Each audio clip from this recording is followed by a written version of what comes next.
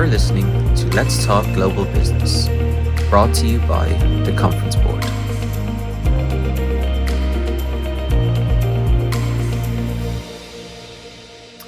Welcome to Let's Talk Global Business, the show in which we look at the economic and business trends connecting the world. I'm Sara Murray, Managing Director International at the Conference Board, the member-led global think tank that delivers trusted insights for what's ahead. In this first episode, we're looking at Europe and China, two regions with a long intertwined history and close trade relations, but which seem to be on divergent paths. I'll be talking to Anke Schrader, Research Director of our China Centre for Economics and Business, and Dino Panitsas, economist from the European Economy, Strategy and Finance Centre. Dino and Anke, welcome to Let's Talk Global Business and thank you for participating today. Hello, Sarah. Thank you for having me. Hi, Sara. Pleased to be here today. So, Anke, Dino, we've just launched the 2024 C-Suite Outlook, which is one of the key annual reports from the Conference Board. And we'll be using the findings from that report to throw some light on the current state of the Chinese and European economies and the interlinkages between them. But first, Anke, perhaps you could just give us a quick overview of the C-Suite Outlook. What is it, who's involved, and why does it matter? So the C-Suite Outlook is, as you just said, an annual survey that the Conference Board has run for the last 25 years. It's designed to identify the most critical issues that executives are facing around the world and the strategies they're developing to meet them. So this year, we had responses from around 1,300 C-suite executives, including 630 CEOs. They were asked for their views on a number of topics, including external and internal stress points, emerging AI technology, geopolitical risk, of course, and sustainability. So the survey gives us a very robust sense of how leaders at the top of businesses are looking at the year ahead. Thank you, Anke. And you're based in Beijing, on the ground there, and regularly talking to our China CEO members there. To what extent does the global picture that you've just described chime with what you're hearing and what you're seeing in China at the moment? So I think although the economic and political context is obviously very different here, I think many of the concerns that were voiced by executives across the world would probably strongly resonate with their counterparts here in China. If we look at economic downturn, global economic instability, the need and impact of technology and its advances, and also rising labor costs. So these are all key concerns here too, right? Geopolitical risks in particular obviously are of very high concern here to CEOs, and especially those of large multinational companies that are operating here on the ground, because they usually have to very carefully navigate across multiple jurisdictions, and they also have to increasingly navigate very much divergent political positions, right? So late last year, we actually polled our China Center member CEOs. So these are executives who lead the China operations of very large US and European companies. So we polled them on the risks that are affecting their business on the ground here in China. And many of the responses related to the external environment, they really tally with the results of the C-Suite Outlook survey from a global point of view, right? So the top three risks identified by our member CEOs here were geopolitical tensions, China's economic slowdown, and the global economic slowdown. Then domestically, obviously, there are some very specific concerns, around the economic and political environment in China. So these are issues around specific policies here, self-reliance policies, regulatory restrictions, and then data protection and cybersecurity laws that are specific to China and that, MNCs are naturally concerned about. But maybe just to wrap up, most importantly, I think from my point of view is companies that are operating globally, and it doesn't really matter if they're headquartered in China or elsewhere, I think they always have to consider both global and local risks anyway, right? So for example, in China, we're obviously not struggling with inflation. So inflation was one of the key issues, right, that sort of rose to the top in many regions in this survey. In China, obviously not a concern. If anything, we're showing signs of deflation. But for MNCs, both the global and the local economic context, they matter, right? and both need to be taken into account when planning for 2024 and beyond. So even though some of the risks or some of the opportunities, some of the concerns might be specific to the local context, large companies have to look across the board at the global challenges.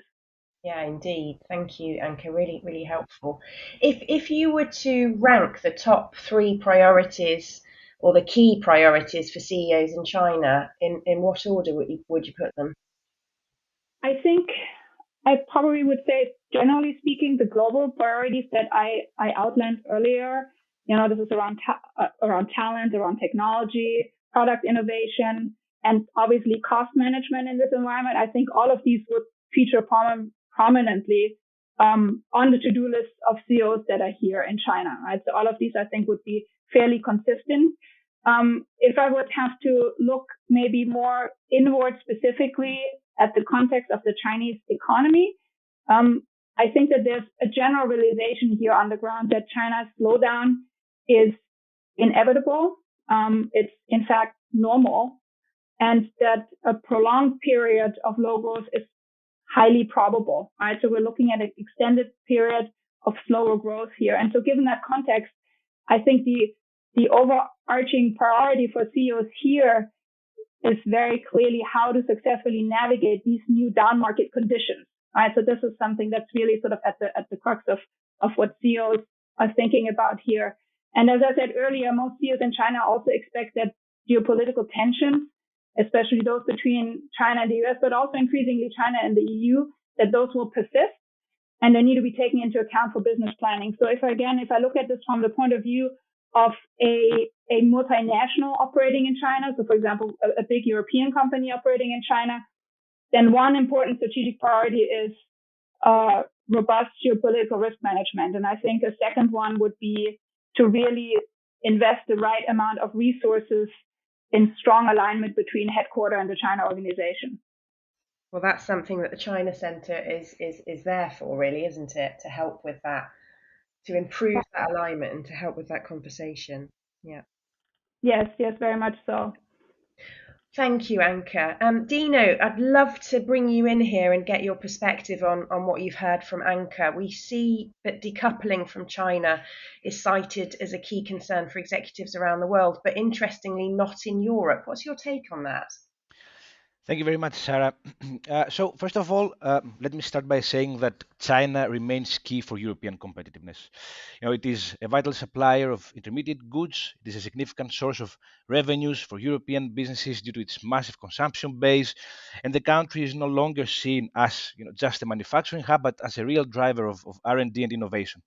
And on top of that, what we also see is that China's dominance in key sectors and products that are very critical for Europe's both green and digital transition, like, for example, rare earth materials or energy, it adds even more evidence that exiting from China could in fact be a very risky endeavor. And this is why this is reflected quite emphatically on our European CEOs' responses, and this is why it is exiting from China is actually given such a low priority. But I have to admit that what we also see is that in order to not repeat mistakes of the past and rely less on critical materials from systemic competitors like Russia or China, CEOs in Europe, more than anywhere else, we see that they are stepping up their supply chain diversification actions. So, for example, we see that reshoring or nearshoring production and reorienting towards friendlier countries are both seen as top supply chain strategies. And frankly, I think that they don't only do this to grow their business, but they also do this because they want to operate with less uncertainty, and they also want to safeguard their organization against future disruptions. Particularly in a time, if I may add, when we see that the EU-China relations face considerable headwinds and risks are most likely skewed to the downside. Thank you, Dino, and we will be doing an in-depth report later in the year about the relations with EU and China. So hope to bring you back once that's published to get your take on that. Anke, would you like to add anything to that? Yes, a couple of points briefly, Sarah. First off, I agree with everything Dino just said. Of course, regulation and geopolitics they will further drive supply chain diversification to some extent, and they will change investment flows, right? So over the coming years, we will see Southeast Asian economies that will clearly benefit from these directed trade flows, right? Both from Chinese and from Western companies. And in fact, if we look at the trade data, and Dino will notice even better than I will, we're already seeing that. You know, they are already benefiting from that. I think what the key question is around the scale of it all, right? And I think most companies have a fairly realistic assessment of the feasibility, of the cost, and also of the implications for their efficiency and for business continuity of that shift. As Dino said, you know, I think most companies are to some extent obviously hedging against those risks, but not in any way fundamentally wanting to change trade patterns. So I'm looking at it from the China point of view. I would say that overall, most European companies here are already implementing at least some de-risking strategies. And I think the same would be true for any other major multinational. But it really doesn't mean a fundamental shift in commitment away from the China market. So that perception is wrong. I think it simply means a shift to a more sober market outlook and a de-risking strategy. I would say that overall, that's my perception. China remains a very important market for European business, even under, you know, perhaps lower growth conditions and under difficult geopolitical conditions. I want to turn to you now, Dino, and get some of the specifics on Europe. First, what have you been observing based on the survey results? Are European leaders worrying about the same things as CEOs in other parts of the world? Overall, yes. I would say that what we've seen is that CEOs in Europe largely share the same concerns as their peers in the US or elsewhere. For example, let me start by external factors. We see that economic downturn or recession, it is ranked as their number one external stressor for 2024, although they seem to be more concerned about global political instability. Internally, attracting and retaining talent remains a top concern for their business and also a human capital management priority. Now, regarding geopolitical risks, we see that the possible escalation of the war in Ukraine or in the Middle East were higher on their list of concern for their business compared to that in the US or elsewhere. And I think this makes sense, given these unprecedented events, mainly through energy prices, have a much larger negative impact on the European economy.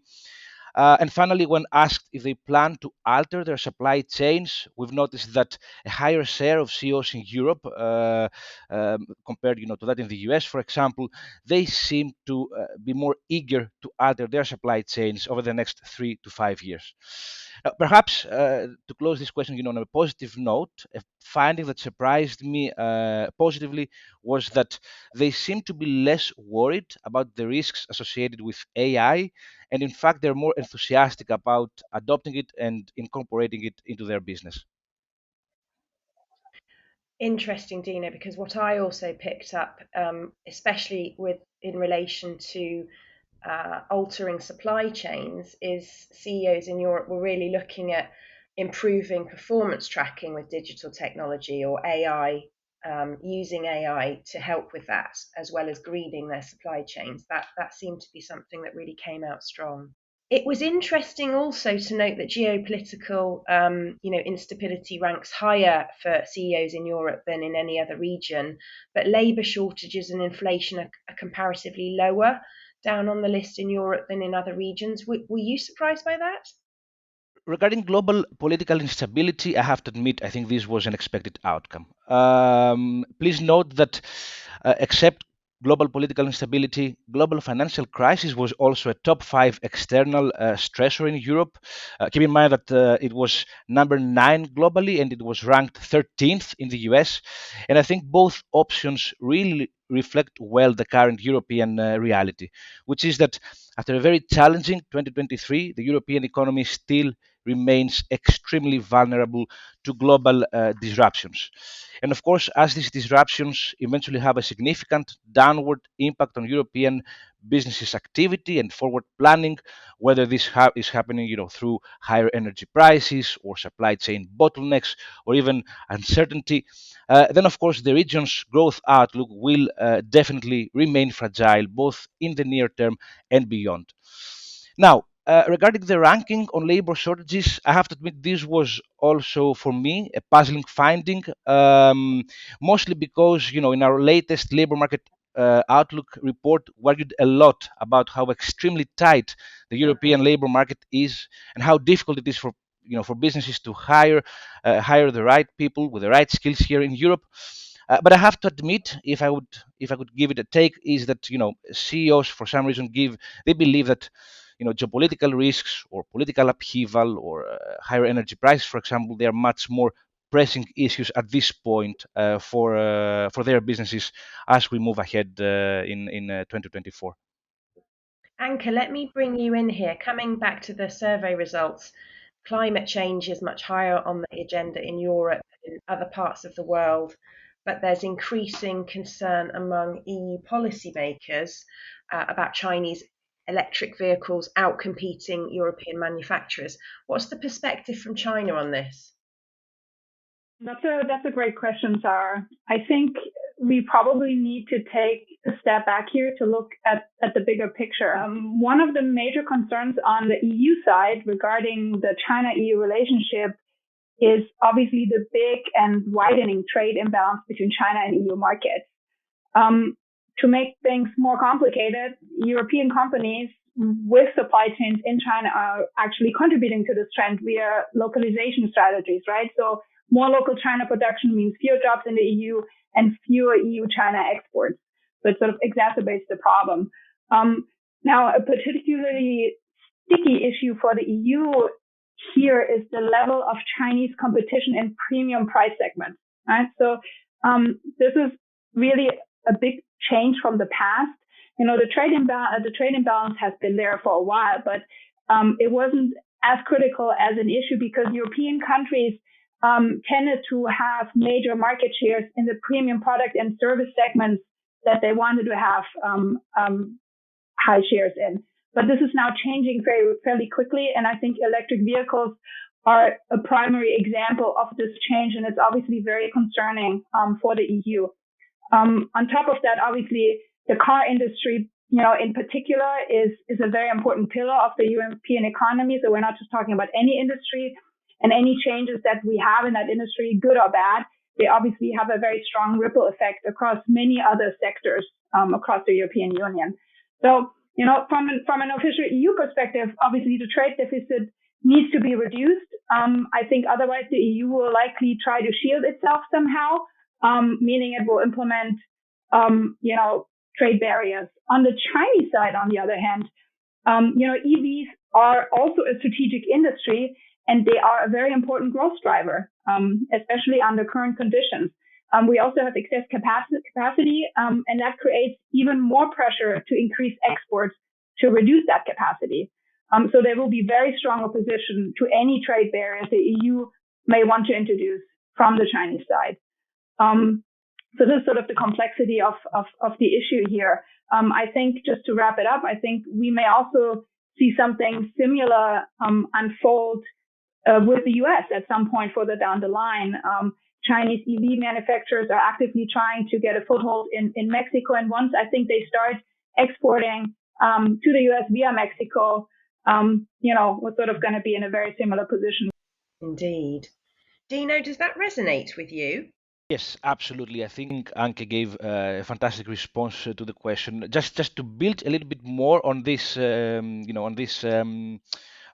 her response, and why the automotive sector is such a big deal for Europe. It provides jobs to almost 14 million people, and it has a turnover of more than 7% of the region's GDP, according to at least 2022 figures. And at the same time, what we see is that China's EV presence here in Europe has not only grown exponentially over time, but it also becomes increasingly asymmetric compared to other regions, for example, like in the US or Mexico or rest of Asia. So this uptrend has stoked fears, of course, that Europe's auto industry could be very well undermined by this influx of cheap Chinese electric cars.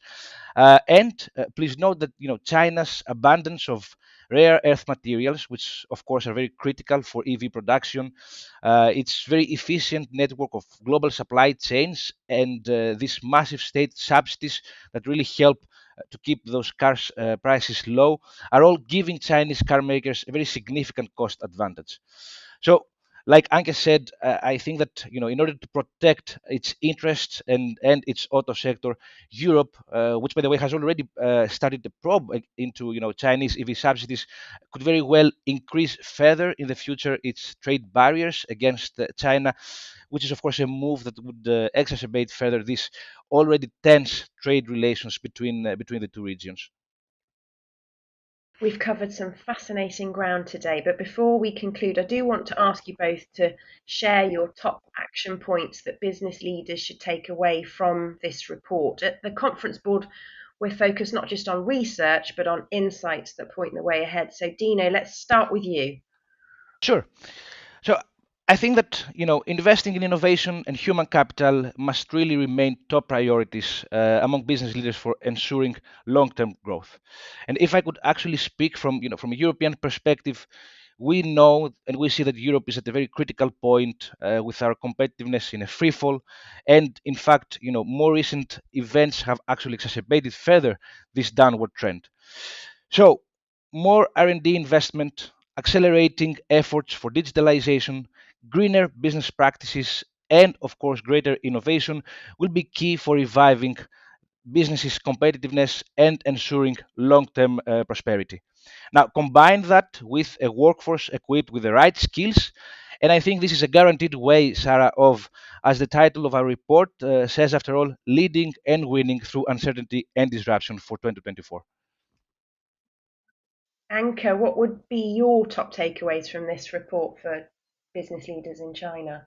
I would go back to where I started out at the beginning, and that this year and very likely the years following that, business success will largely be determined by how well the company and its leadership team can navigate uncertainty and volatility.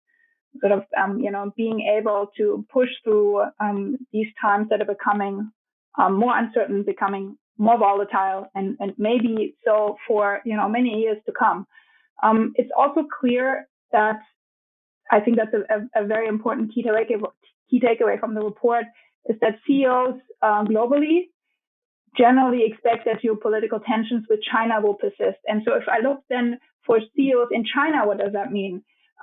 It means that preparing for not only for extended economic, but also for extended geopolitical headwinds, both internally and externally. So that will be crucial.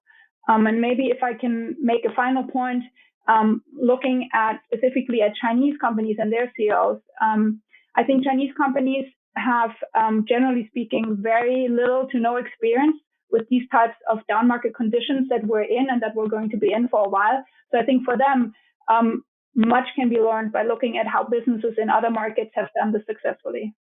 Excellent, Anke. Well, that brings us to the end of this first episode of Let's Talk Global Business. We'll be back next time with a focus on Europe and Southeast Asia. You can explore the full results of the 2024 C-Suite Outlook for free, as well as listen to the entire catalogue of podcast programming from the conference board by visiting our website. Thank you, Dino. Thank you, Anke, for sharing your insights with us, and see you next time.